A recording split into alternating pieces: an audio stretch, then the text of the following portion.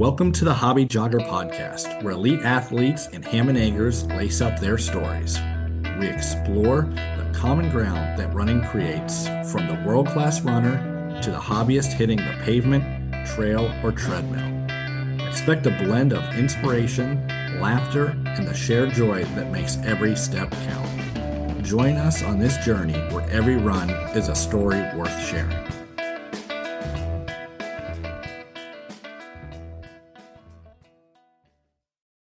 Thank you for joining us for this episode of the Hobby Jogger. We are back after our Christmas and New Year's break.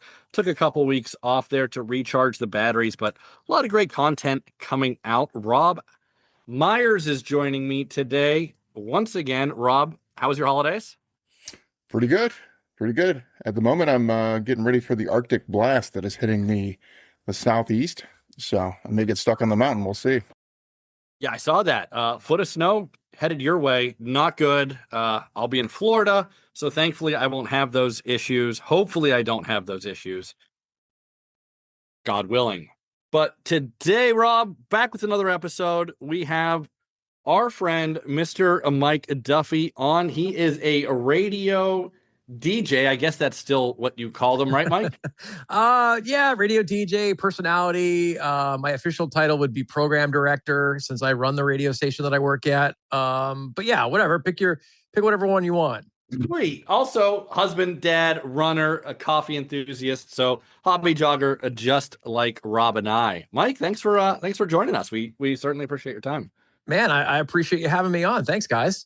Yeah, absolutely. And you know, you're a runner, so a lot of running stories we like to get into on those. But first thing I want to ask is something I'm very jealous of, that you are a program director, radio personality. I grew up listening to the radio, Coast to Coast AM. Art Bell. Art Bell. You know, I think we've mentioned him a few times on the show, right? Yeah. Art Bell. Yeah. Yeah. It was Mike, it was between starting a conspiracy podcast and this. So. Okay. You probably got the better choice there with the running podcast. I'll be honest with you. We still have the tinfoil hats. We pull them out occasionally. I mean, why not, right? Yeah, we get into some alien talk every now and then, but for the most part, we try and keep it to running. I'm down with that. Yeah. Rob doesn't let me stray too far into the void, unfortunately. We know our audience. Come on. Yeah. So anyway, Mike, you're a radio personality, and that actually, when I was in high school, that was my dream job. I don't know if you know the gentleman, but Mark Madden, a local radio host to Pittsburgh. Are you familiar with him at all? I know the name. I don't know him personally, but I know of him. I know he's been in the market a while. Yeah. He legend in Pittsburgh. I used to listen to him on AM. That's how old I am, Mike, that I used to listen to radio on AM. I'm sure most younger people probably don't even know there's an AM dial, but probably not these days. No. Yeah. But anyway, had to talk a little radio shop, and music is a big part of running, I think, because people, they like to put on the headphones, especially when I'm coming behind them. They don't want to move over. But again, Rob, we're not going to go down that. We're keeping the show positive today, right? Super positive. Come on, let's go. So, Mike, you're a hobby jogger like us, shoe aficionado, I hear. Yes. So how did you start out running? Wow. Well, I mean, I guess the official start would have been when I was in high school. I ran track in my freshman year of high school and my senior year of high school. I also play guitar, and much like you, I am very into music. So I played guitar in stage band, and that was primarily what I did. I was a terrible athlete in high school, guys. I mean, like literally terrible. I literally got away from cross country after the first year because I really wasn't good at it. I came back to it in my senior year because, quite frankly, I wanted to letter in something before I left high school. And I liked, the big puffy letters they used to give back then. Which will now, just like you, I'm dating myself saying that. But I ran through the track season. I ended up getting stuck in the hurdles, the 100 and it was 400 then. I think they're 300 now, maybe. and the occasional fill in on the 4x100, the 4x400. And that was kind of it. I wasn't particularly great at it. I ran a little bit on my own through college. I came back to it as an adult, probably around 2012, when I got interested in maybe trying it was a race here, a run bike run, the Wilkes-Barre Duathlon. It used to be on Father's Day, and I got interested in trying that. So I got back into running, got myself in shape, did the event a couple of years in a row. I eventually left cycling because I have a lower back injury that doesn't let me bend over on a bike much. But I've always enjoyed running more. So I've kept up with that through the years. I now am an assistant coach for a junior high team, like 4th through 8th grade. And it keeps me busy, and thankfully it helps keep me in shape. Yeah, that's a primary thing, I feel like, for all of us, middle of the packers, and, just gets me out the door every day. When you have a job and, obviously your job, you spend a lot of time at the desk, right, Mike? I don't. I move around between our on-air studio where I don't sit. I actually stand because I don't like sitting in the studio. But and we're fairly busy. We get out a lot. We have a lot of on-site stuff to do. Our station's pretty active. I work at a rock station, so I'm not always in the building, and I try not to sit at my desk very often because I'm not that kind of person that can sit still for that long. Yeah, that's good. I mean, it like for me, I, sit at the desk a lot. So I just like to get out there and move a little bit. It makes me feel good about the day, instead of just sitting. Standing, I do try and stand. I take laps around my desk quite a bit. That doesn't get much done, but at least I'm moving, I guess. When do you guys go out to get your runs in? Do you go after work, before work, in the middle of work? I myself am a morning person, so Yeah. I'm up pretty early. I don't know about you. Rob, when do you get it in? Whenever I can. Morning, afternoon, evening. I try to get at least an hour a day. Yeah, I'm an early riser, Mike. So for me, this morning I was up at 5:45. Just okay. Woke up and, laying there. What do I do? Do I want to get up? It's kind of cold.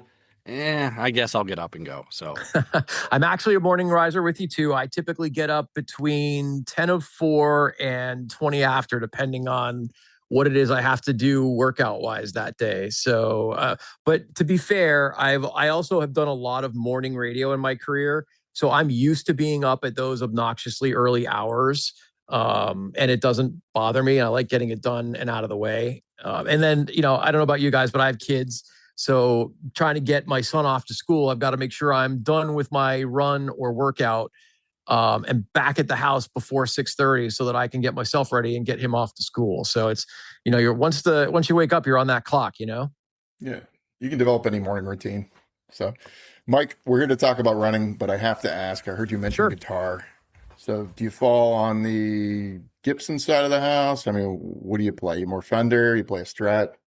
I'm actually neither. Although, if I could tell you how many guitars I've owned and sold and regretted over the years since I started playing in high school, I currently have only two. I have a 1960 Yamaha acoustic, and I have a matte black Eddie Van Halen, his guitar company, EVH Guitars. One of those. I've had several of his over the years and sold them like an idiot because they're now worth a lot of money. I do, however, have one that's super cool. I have one that's signed by Van Halen, that's sitting under my bed in a case. And I have one that is also signed by his son Wolfgang, sitting in a case. So that's kind of cool. Those are two I would never get rid of. But man, over the years, I had a 79 Strat that I sold. I had an original Charvel San Dimas guitar. I could never get into Gibson, man. They never felt comfortable to me. So you're more of a Fender guy is what you're saying? I super Strat, but yeah, I'm Fender guy, sure. Yeah, there's only two categories, even if you're not playing a Fender, in my opinion. All right, that's fair. That's fair. But yeah, super Strat was always my thing. Very cool. I am not a guitar player, so none of that made any sense to me. I just go to the rock and roll shows, Mike? Yeah, that's a great thing to get to do when you work in radio. You get to go to a lot of shows too, which is fun. So it's definitely a good perk of the job. Do either of you guys listen to music while you run? Good question. Depends. One, if I'm running around like on the sidewalks and streets, absolutely not. If I'm on the towpath, I do, just like trail where not much can go wrong. And if I'm in the woods, I don't. So if it's the towpath, yes. But that's about it. How about you, Rob? I don't for training. For training, I typically listen to like a podcast or a book on tape, but 100% for the race. For the race, I need that music to pump me up. You know, that second gear is only reserved for running when you're in the race. Yep. And I honestly, every race that I've run, I listen to the exact same album, and I have ever since I started running. Black by Metallica? No, it's actually a compilation. So it's one of those closet bands that you don't tell anyone about on a podcast. Now I'm intrigued. Now I kind of wish you did. You should tell us that. Rob listens to Purple Rain by Prince. You got it. That's the one. Hey, listen, Prince is a great guitar player. I love it. You know, He what's is. funny? I used to listen to music when I would train and when I would do races. And then legitimately the reason I stopped is because the Bluetooth headphones I had at the time, they died. I'm like, all right, whatever. I'll get around to getting a new pair. I never did. And then I thought, wow, this is great. I go out much like you early in the morning. 90% of my run is dark. So I thought, it's probably safer for me not to do that. So I stopped for a long time. And I stopped doing it during races too, because I thought, wow, this is great. I'm actually focused more on what I need to do for the race to try to hit whatever time goal or what distance goal or whatever. I found it honestly, and this may seem weird to you guys, I don't know. Tell me if it does. I found it easier to focus without that distraction of having music in my headphones. And just running and listening to what's going on around me. And then recently, I moved my my workout days. Like if I were going to do a treadmill or a tempo run to a treadmill, because it worked out since I changed gyms to be able to do those things together. Like, well, this is kind of boring. I need something to help me get through this workout on a treadmill. So on those days, if I'm indoors doing a workout, I'll wear music, but that's it. Yeah, treadmill, I 100% of the time, I have music and a TV. Okay. So as much as distraction as possible. I've never worn any for a race. See, Rob, because what would happen is like Death Chant or Amon Amarth would be like the first song up, and it's just full send. Wouldn't end well for me. I like to go, I like to pace myself out of the start there, Mike. You got to start with Enya first, and then you build up. You can't go right into the death metal, Casey. Yes. Yeah. Yeah. So, yeah, I don't know. I'm against it in the race because there's plenty of people to talk to and, a lot going on, I guess. I don't know. But Mike, I'm with you on the treadmill, man. You got to have it. Yeah, I mean, it's so hard. I mean, there's TVs at the gym that I wear, and I don't have a treadmill at home. In fact, I don't like to work out or run at home in my actual house because I feel like I need to get away from that and separate the two. So I use one at the gym that I go to. And yeah, they have TVs, but there's no volume connected, which is weird. But I just don't think you can get through a workout on a treadmill without something to distract you from the monotony of them. Yeah. And I mean, the reason I don't wear them is kind of important when I'm running around the streets is I don't want to be distracted because here in Akron, you're crossing some streets. You got to keep your head on a swivel more than once a week when I have to just like the trails are covered in snow or whatever. I have a close call with someone. Oh yeah, absolutely. People, especially at that early, well, I should say anytime, but especially early in the morning, man, they don't care about stop signs. They don't care about looking up from their phone. I don't have the benefit of running trails. I always run streets. I try to take the most well-lit streets, but at 5 o'clock in the morning, man, everybody's in a hurry if they're out and they're not paying attention at all. Yeah, my route, I have like two or three routes that I take, and mostly planned around not having to cross major streets. is the way the routes work. Like nothing to do with anything else.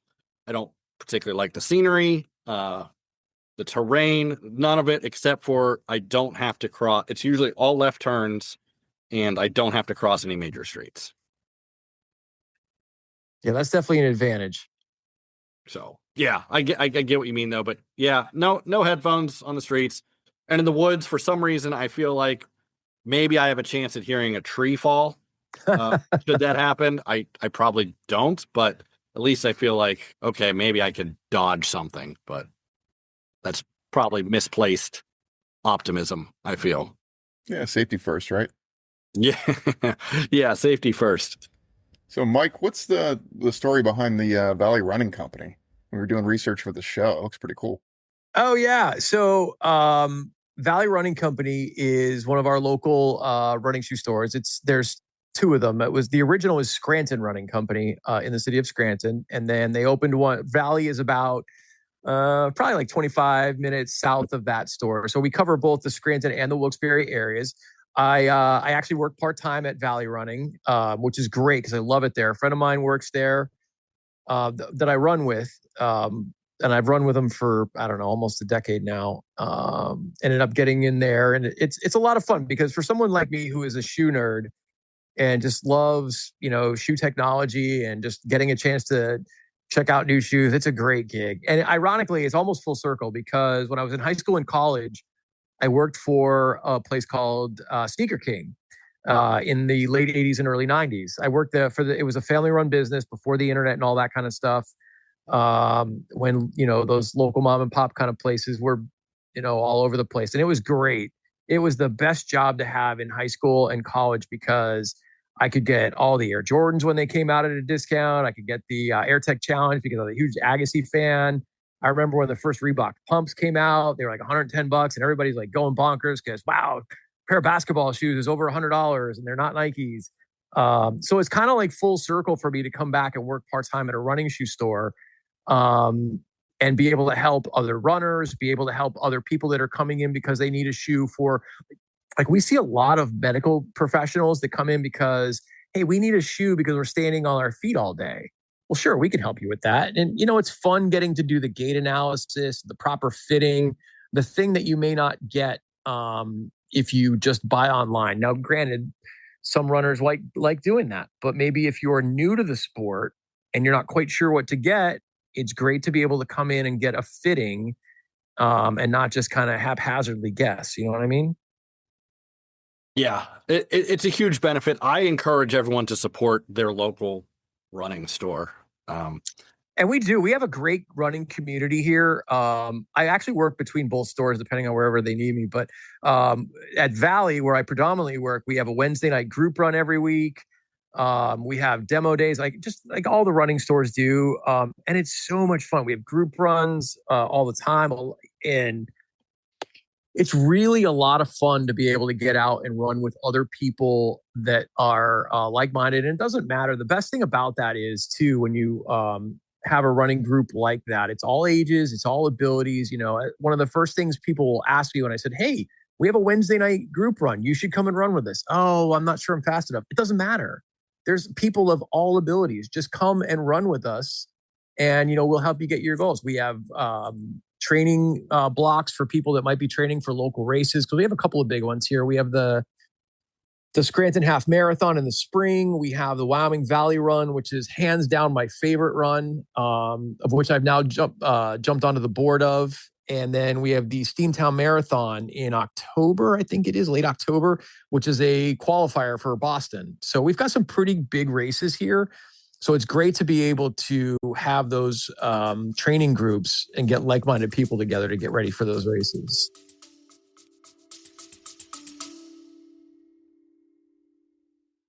Hey folks, if you're loving the stories, tips, and laughs we're dishing out, make sure you don't miss an episode. Hit that subscribe button so you're the first to know when a new episode drops. And hey, if you've got a second, why not leave us a review? Your feedback helps us improve and keeps this running community growing.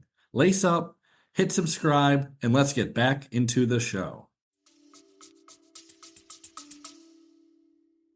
Yeah, that's super important. I think it's a really cool thing that started with running stores lately is the running groups. Mm-hmm. I think it's very important, both socially and just for, I guess, people's, I don't want to say performance because I don't care about performance, but just for them to get better. I feel like, as someone who almost always runs by themselves, it's really good when I can run with other people. Like, I feel I can take us, and I don't want to just like, I don't know how to say this, but I feel like I can push myself a little bit while still being within myself and still with other people. Does that make sense? It does make sense. And it's along those lines. I'll give you an example for me. Like I was training for a race in November last year, and somebody in another running group that I belong to, because there's a whole bunch of running groups around here. He and I did weekly track workouts for months getting ready for this race. And it's great to be able to run with someone else to not only, because listen, I am terrible, legit terrible at running a track workout by myself because I never get the pacing right. I'm not as motivated. But when you have somebody else to do it with you, to pace off of, I don't want to say compete with, because that's not true. But, there's always a little bit of friendly back and forth and pushing each other kind of thing. Man, that's so much fun. And it makes the workout so much better, even if it's one of those days. And trust me, there are many of those days where the workout kind of sucked. I hate doing 800 repeats, but it's a lot better when you have someone else to do them with you and someone else to pace off of and, kind of, push you and help you get better and reach those goals. Yeah, I think that's the case regardless of sport. I mean, iron sharpens iron, right? Yeah, 100%. You need that motivation, right? Even if it's not a true competition, you're out there with somebody else, they push you. I mean, it's just the way it is. Yeah. I also think that it's always good to run, speaking specifically for running, I always think it's good to run with somebody that's, maybe not better, but run with somebody that's faster than you. If your goal is to get faster, if your goal is to, I don't know, hit a PR, get a better time, whatever, run with people that are better than you, because it challenges you to do better. I've always tried to do it that way. And then by the same token, if you are that person that is quote unquote better, faster, whatever, help bring that person along with you that wants to run with you. You know what I mean? Does that in turn also make sense? Oh, for sure, Mike. And I had to look it up to see what it was, because I was running with a friend of mine, Will, and if I would have went to do the workout, I would have done exactly at the pace I was supposed to. Yeah. Have him there with me, he runs a bit faster. So, first 400 we do considerably faster than we were supposed to go, but I did have to push myself and, make my body do something that I would not have done on my own, because even though he's my very close friend, it's still a competition, not competition, but you know what I mean? Like, it's like, oh, I want to see what I can do, so yeah, for sure. For sure. I'm like that with the kids that I coach too. My son was the last couple of years was on the team also. And especially with him, like, I'm not going to let you beat me if we're doing any type of speed workout. Like, if you want to beat me, you're going to have to work for it. So, a couple of reasons, like, and I don't know if that's healthy or not, at least for me, but it is. I think it is healthy because it's real. Yeah, it's real. And I want you to want it. I want to teach you to want to get to that level of, listen, I know I'm faster than you, but if you can beat me, you're going to have to work for it. Like, where's that engine? Try to find that desire to get past me. And plus it's, a little bit of speed work in disguise. But yeah, I mean, it's fun to do it that way. Yeah, it really is. And I think it's better for you and better for your goals to do that. I don't want to say it's better for not injuring yourself, because that's yeah, you got to be careful, especially at my age. You gotta watch that you don't get hurt. Yeah, that's generally my primary goal, is to not get hurt. But I also know that when I don't run with him, which he also works out, I'm up early, but his group starts at like 5:30 in the morning on Wednesdays. So I can wake up early, Mike. I can't run at 5:30 in the morning. Oh, see, I love that. That's my favorite time to run. I struggle on the opposite side of I don't know about you guys, but man, those late day runs, like if we do the group run at 6 p.m. in the evening, man, I'm tired. Or like when we're in season for cross country, for us is a spring because it's a Catholic school league. It's a whole long story, but anyway, we practice at night, and it's like I struggle with that. I've had a long day. Some days I may have already run my workout in the morning.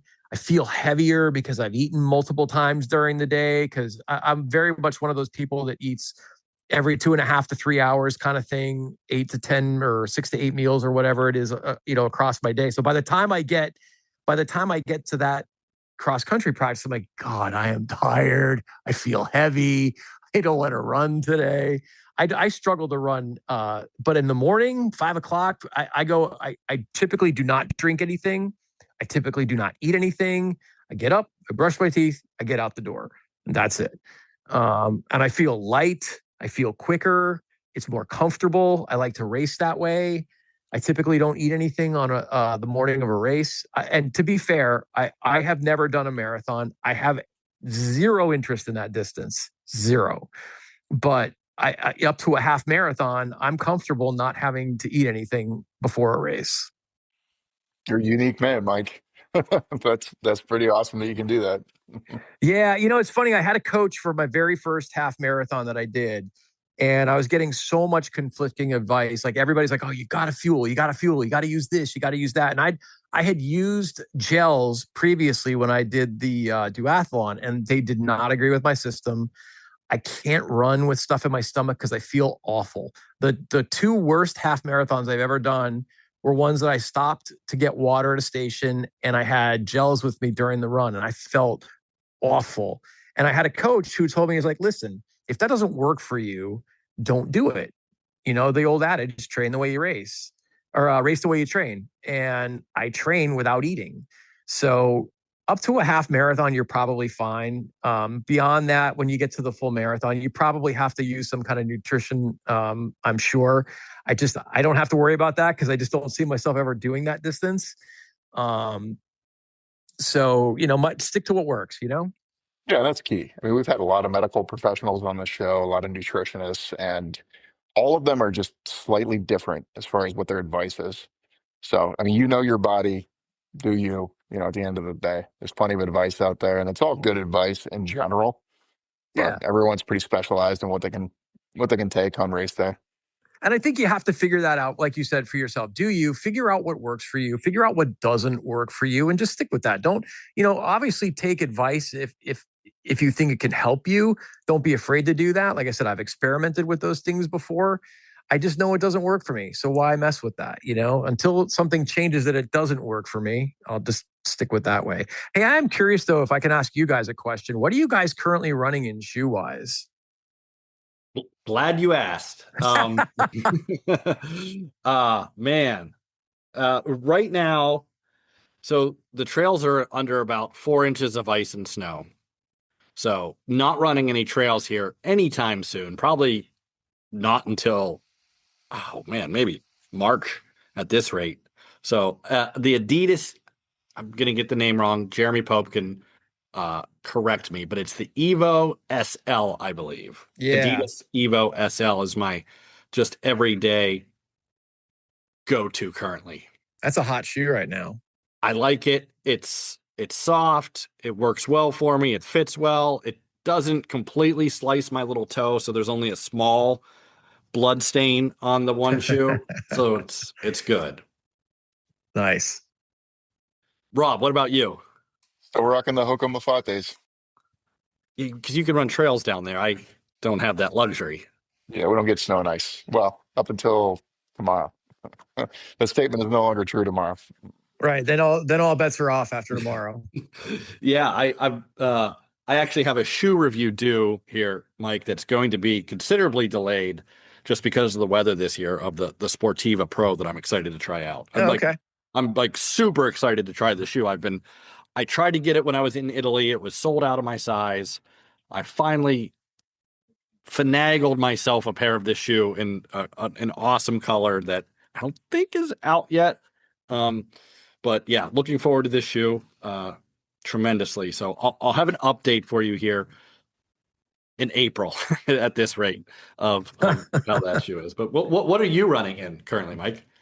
I'm going to be honest with you. Hands down, I absolutely love the Mizuno Neo Zen. It is everything I love in a shoe. It's soft, it's bouncy, it was described to me by someone as chaotic, and I would agree with that. It's also the first version, because obviously I haven't had a chance to try the Neo Zen 2 yet, but it's a slightly unstable. So if you're a new runner, you probably want to be careful running in it. But man, it is just every time I slip that shoe on, I'm like, it's so much fun to run in. I said based on that, when I was doing some racing, I got the Wave Rebellion Pro 3. I just love that foam. That foam is really soft and bouncy. It's just such a fun experience. I am curious though to try the Evo SL because I've read a lot of good things about it. Yeah, I actually asked the WeViews group.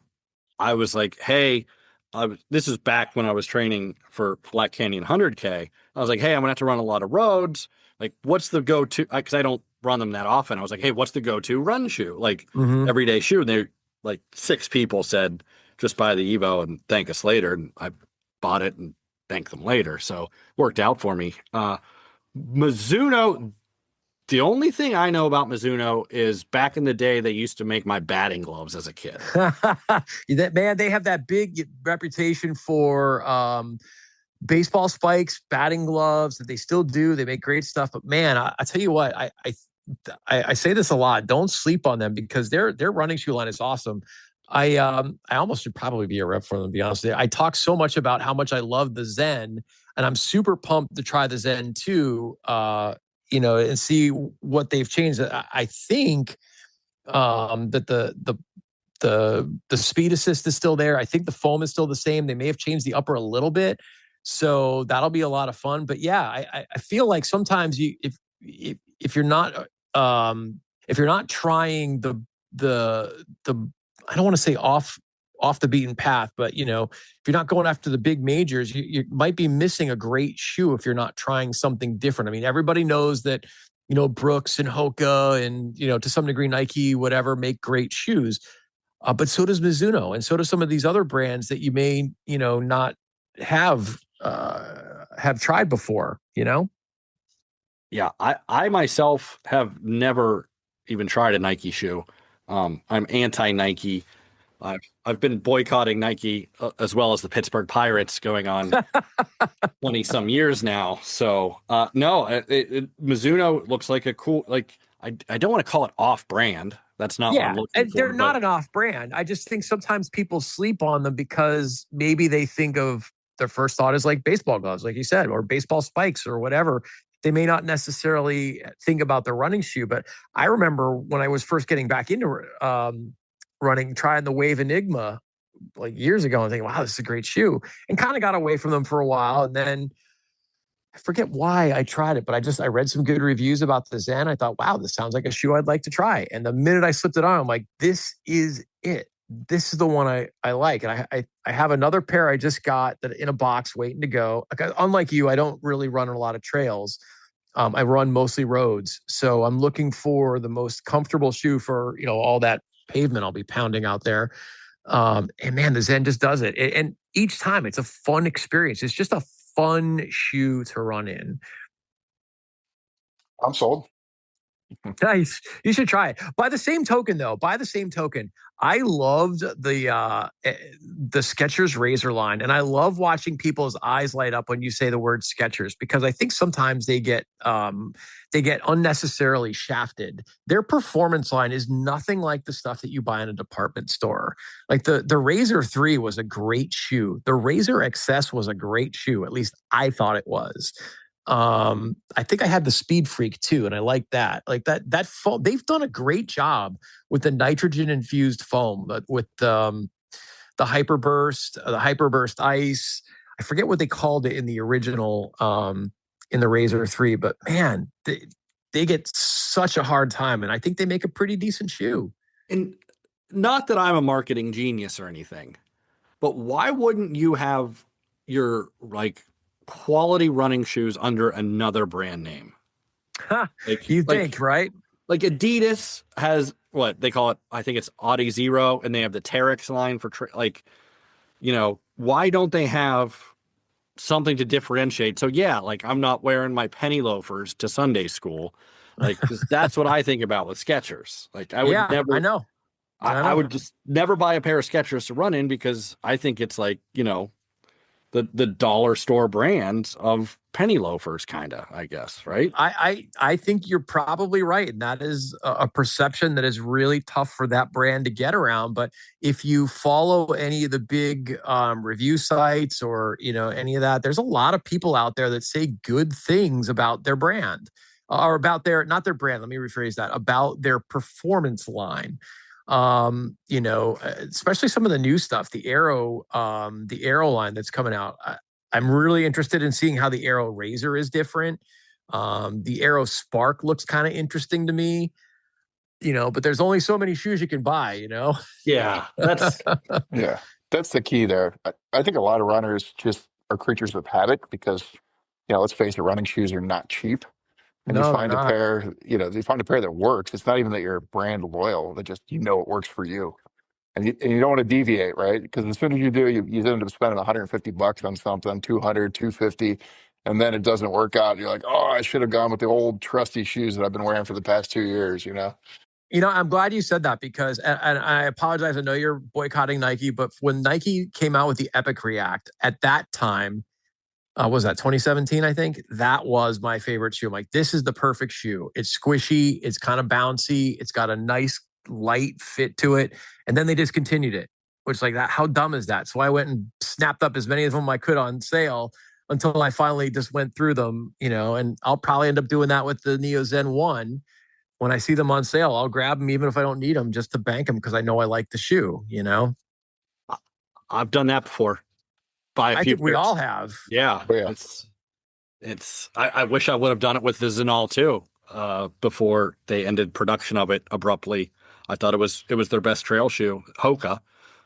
Yeah. Too. And they just all of a sudden can't buy it anymore. It's like, well, I mean, you could have like warned people that really like the shoe so we can go out and buy 3 or 4 pairs. You would sell more, for sure, because the people that really like the shoe would certainly go out and buy them. Yeah. I'm not a marketing genius, You and me both. Are there any brands out there that like new brands that you're interested in trying that you haven't yet? Like I am dying to get my hands on a pair of those rad UFOs. Aside from the fact that they look wickedly cool, they also look like a shoe that, based on what I've read in some of the reviews, that I would actually really like. Let me look that up because I have a thing for aliens. Well, right, which is why I mentioned it. Yeah, so it would not be. I mean, I've driven 4 hours to get a beer because it was named after a song, so it certainly wouldn't be beyond my buying habits to purchase a shoe because it says UFO in it. Well, I don't know when you've got a $199 price tag, maybe that might rethink it. It's a super trainer technically, 2 layers of Pebax foam, no plate. I like that. Rockered. I don't like the plate, so I like that. Yeah. I don't think you necessarily need a plate every day. Race, okay, but people that run on plates every day, sometimes I don't understand that. Because aren't you? I mean, theoretically, aren't you giving up the value of the plate on race day if you train in it every day? I mean, that's what I think. I don't know if I'm right or not, but probably not. I'm with you, and I don't know. I just assume I'm wrong. I'm sure some plate dork can tell me why I'm wrong. Right, or some doctor can tell you. I get it. Yeah, but to me, it's, and I think I've made this analogy before, right, Rob? Where it's like the baseball player that warms up with a weighted bat. If you do all, you take it off, so you're essentially putting the plate on for race day, lowering the weight of the bat to go up to bat. Like, I don't know. Like, I think you would just want that advantage on race day, but train off of it. So when you like I said, we need a plate dork on here to tell me why I'm wrong. I'm sure we'll find one. But no, this okay. So, I long time ago used to race BMX. Rad is one of the greatest movies of all time. So this 100% agree with you there. Yeah. So this combines, Rob, 2 things that I'm extremely passionate about. Rad, the movie, great movie. in UFOs. I need to buy a pair of these. You got to get the hot pink. That's the color I'm going to get. Yeah, I have a pair of hot pink Mafatis that There I you just go. so There you go. yeah. Well, so I'm looking at their website. You seem to know a little bit about them, Mike. Why is there 4 different shoes, but they're all the same? It looks like. I haven't been on their site recently. I think there's just 4 colors of the shoe. I don't know that they have anything other than the UFO. It's just one shoe. Again, I have not been on their site recently, so I don't know if they've introduced any other models. I think that company, their thing is like CrossFit shoes. They're kind of like that. That's where they got their start, kind of like that No Bull company. This is their first real foray into running, and they started with a super trainer. They start with a $200 shoe. But man, like I said, the reviews have been great that I've read. And based on what I've read, based on some of the reviews I've seen, it seems like it would be that soft, bouncy, fun to run in type of shoe that I would really like. I just haven't been willing to cut that $200 check yet. Yeah, that's. Maybe we'll see if we can do a shoe review for them. Yeah, because the branding is on point to me. Are you looking at this, Rob? I am. Yeah, it looks pretty cool. Yeah, like I like it. I've been dying for a shoe just to be like a color. I don't need, racing stripes and flames down the side of my shoe. I just need like a color. Like I'm not driving an 80s van. I just give me a color. And I like that. There's a time and a place for flames. There is. Not on my feet, however. I like just one color. But no, Mike, thanks for this. This is, let me see what I can do. Maybe we'll do a shoe review with these guys because, like I said. Yeah, for sure. That'd be fun. Combining rad and UFO is, I'd like to meet the owner because I bet he is a very cool dude. He did not come up with that by accident, certainly. So, yeah. So what else do you got, Mike? I've got a new shoe to buy here. Let me bookmark this real quick. It's as far as shoe suggestions, I wouldn't be able to say anything about trails. Like I said, I don't really do trails. I never owned a pair of trail shoes. In fact, I'll be honest with you, one of the worst mistakes I ever made.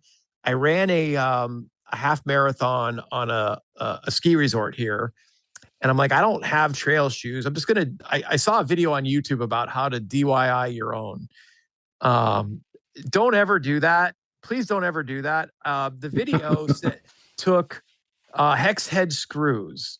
And they said, yeah, take these and screw them into the bottom of your soles of a pair of old running shoes, of road shoes. I'm like, hey, that's brilliant. Except. What could go wrong? What could go wrong? Well, I used a pair of Hoka Cliftons. I think they were the Clifton 2 I had at the time. And that, as you well know, that shoe is marshmallowy soft. Yep. Well, when you screw in 29 hex head screws in a pattern on the bottom of your sole, they tend to push through that foam to the point where they reach your foot. And that hurt a lot. So about 6 miles into this half marathon, I literally stopped at an aid station. There happened to be a paramedic there who had a Leatherman, and I pulled out all of those hex head screws that were hurting. I think I left a couple around the outside that I couldn't feel. And then I finished the race and immediately threw them out. Like, that is the worst mistake ever. So advice, don't ever DIY your own pair of trail shoes. Just spend the money. Yeah, Mike, I think sticking thing in people's feet is like against some Geneva Convention. Yeah, it has to be. It has to be. It has to be. No, that's a great technique if you're lost on a glacier and you need to get out. But outside of that, no, I don't recommend that. I don't know why I ever thought that was going to be a good idea. Or even worse, why did somebody think it was going to be a good idea to have that video on YouTube to encourage it? Good question. Not good. Don't do that. Just don't. I mean, you would have been better off just in the Cliftons, I think, than. Probably. Yeah, probably would have been fine in just those. I mean, what are you going to do? Terrible grip.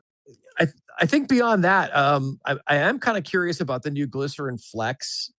Just because it seems kind of interesting because it seems like a different concept. That obviously, like I said, I want to try the Mizuno Neo Zen 2, and for me, I still want to try an SL because I haven't done that. I don't think I've ever worn Adidas running shoes that I can remember. I've always been an Adidas guy. Have Adidas. you? Yeah. I don't know. They just there was a couple teams I played for when I was a kid that they treated us very well. So I just kind Oh, of and doesn't you know what would be interesting? I just saw that doesn't Adidas have that new super shoe that's like incredibly illegal because of the stack height? probably sounds like something, that's I know Hoka has one, the Skyward X that's it's like a road shoe-ish that's illegal that someone set a world record in like a 100-mile race but wore that, so It didn't count. yeah, it didn't count. Are you guys like super brand loyal? No, just cheap. Unfortunately cheap. Yeah, so whatever's discounted is usually what I go for. Casey, what was that brand that came out of the running event? It's called new shoe company Kip Run. Kip Run, yeah. Oh yeah. Yeah. I saw the name. I don't really know what their thing is though. What is their thing? I see. This is why we need to have more shoe nerds on, Rob, because I do not know much about shoes. Well, we know they're out of France and they have a carbon racer and they're trying to break into the US market. I think that's about it. And Mike, I was not calling you a nerd, by the way. No, I listen, I fully embrace that term. You're more than welcome to. I'm all right with that. I totally nerd out about, foams and whatever. It's all good. Yeah, I embrace the term when I refer to myself as it. So it's only meant as an endearing term. I don't need hate mail that I insulted a guest, calling him a nerd or something. So I am not insulted in the least. I totally embrace that term. I wear it like a badge of honor. nice. But yeah, it's good to just broaden my horizons of things. We got the UFO Rad. Is there any other new brands that popped up? I know Mount to Coast was like I was just gonna say that they have a hybrid shoe that's kind of like because and I should have mentioned this one too, Solomon. But anyway, Mount to Coast has kind of like a hybrid shoe, like a road, but with a light gravelish type sole that you could kind of use on both road and light trails. I have the Solomon version of that. I can't remember what it's called, the Arrow. And I really like it. I didn't quite at first, but the more I've run in it, the more I've kind of gravitated towards liking it. I actually ran in it the other day after a snowstorm, and it was here, and it was really solid. But Mountain Coast looks interesting because they have that high stack that looks like it's going to be, kind of, I don't know if spongy is the right word, but squishy. I'm a big fan of squishy cushioning. I don't like a firm feeling shoe. So I feel like that Mountain Coast might be something interesting. And I just want to, hopefully we'll get one in our store. And if not, somewhere locally that we can get a chance to try it out. Cause that looks like it would be interesting. Yeah, looking at it now, they've definitely opened up a few more models than they had before. I did have one. I had a bad experience with their shipping customer service. Okay. This is, I think, a couple years ago, over a year ago now. And that kind of turned me off of the brand, but the shoe wise, I thought they were pretty good. Have you tried them, Rob? No, I haven't. They're still on my list. Yeah, they kind of have this dual lacing thing where the bottom laces up separate from the top. It was interesting. But I liked it. And the shoe was pretty good. But yeah, I see what you're talking about now, Mike. They have added to the lineup since I last looked, like the H1. I know she might be from out your way. I think It's got to be hard though to be a new brand and compete with the big dogs, right? Like, how does somebody like Mount the Coast or just pick whatever name, brand, or even I don't know, are you guys familiar? Do you remember that brand Atreyu that was out for a while? Like, how do you start a new shoe company and compete with all the big dogs? Like, how do you get attention from runners? It's got to be tough. Yeah, that's a good question. I wouldn't want to have to do it because I guess you just social media, pay for a lot of ads on, that's how I saw them. Instagram. Every other thing was a Mountain Coast ad for them, not this summer, but the summer before. And that's why I was like, oh, let me try them. And yeah, once I got them, they were fine. You like them? Yeah. It took me a while to get them. I think they were probably overwhelmed with orders and just didn't want to say that. And I would have been okay. But they just kept giving me the runaround for weeks. And I was like, can't, finally I just wanted to cancel the order. And Oh, they're on their way. It's like I could see them sitting at the warehouse. Like, if you guys are backed up, just say, hey, we're a new company, we're backed up. I'm fine. But yeah, so it became a whole thing. But yeah, I liked them. Yeah, and I think that's for me. I like trying new. I'm not super brand loyal, honestly. I might find a shoe I really like. So right now I'm on a Mizuno kick, and I have been because I really like that shoe. But I won't exclusively stick with one brand. I like trying other shoes just to be able to get a feel for what else is out there. Because I mean, if you won't know, right? If you don't try something different. Yeah, no, I like I said, I'm gonna do what I can here to get these rad UFOs. And I do want to try the Mizuno shoes, not just batting gloves, but also running shoes. I've heard good things from people about them. Skechers, I'm a little bit more skeptical on. They're a little sketchy to you. Yeah, I don't know if I can get over the the penny loafer thing. Like, someone certainly in marketing, Rob, can take a look at this and say, hey, we're making a good product. What's wrong? Like, right? What's the name? Isn't it? Isn't that it? There's a YouTube channel out there. I'm trying to remember who it is, but he specializes in like reviewing. It's not just shoes, but different items that are kind of deemed as cheap, right? Like Walmart brand. So he has Yeah. one video that's 100% just Walmart running shoes, and then rating them, and it's pretty interesting when you really dig into it. Yeah, like I wouldn't buy running shoes from Temu, right? Yeah, you could. Why not? The Temu Vaporflies. I can't imagine that they would last long or feel very good. No, but Yeah, but they're like $19, so why not try them? yeah, why not? Right? Get 2 runs out of them, about as long as the real ones, I guess. I actually think that there is a video on YouTube. Somebody did that, ran a marathon in them, and it didn't, like, the first half of it was fine, and then the second half it was like really bad, which doesn't surprise me at all. Yeah, no, it doesn't shock me a bit. But yeah, Skechers. Let's come up with another like brand name just for our running shoes. I don't know. I'm sure if you give me 30 seconds, I can come up with something decent, better than Skechers. But if you're gonna make a quality running shoe, put a quality name behind it, or at least not the Sunday school, penny loafer name. I think would be a start. But yeah, no, I'm happy we had you on, Mike, because I know our mutual friend there, David, said you were kind of a shoe aficionado. That's what we'll use from now on, Rob. Shoe aficionado. It sounds very French. Just go running nerd. We all know what that means. Well, guys, it was awesome. Thanks for having me on. I really enjoyed chatting with you both. Thank you for the time. Yeah, dude, it was awesome. I got to pick up. I am going to do what I can to get those the UFO, the rad UFOs, because that looks really cool. So thanks for telling us about that, and just talking a little bit about yourself, Mike, and some rock and roll in there. I know that made Rob happy to get to geek out about Stratocasters and Gibsons for 3.5 minutes. So what we'll have to do is, I happen to have a podcast of my own. We'll have to have you guys on mine, and we'll continue that conversation and focus more on music then next time. How about that? Sweet. Yeah. I mean, I'm down to always talk about music. That's one of my passions. All right. It's rock and roll.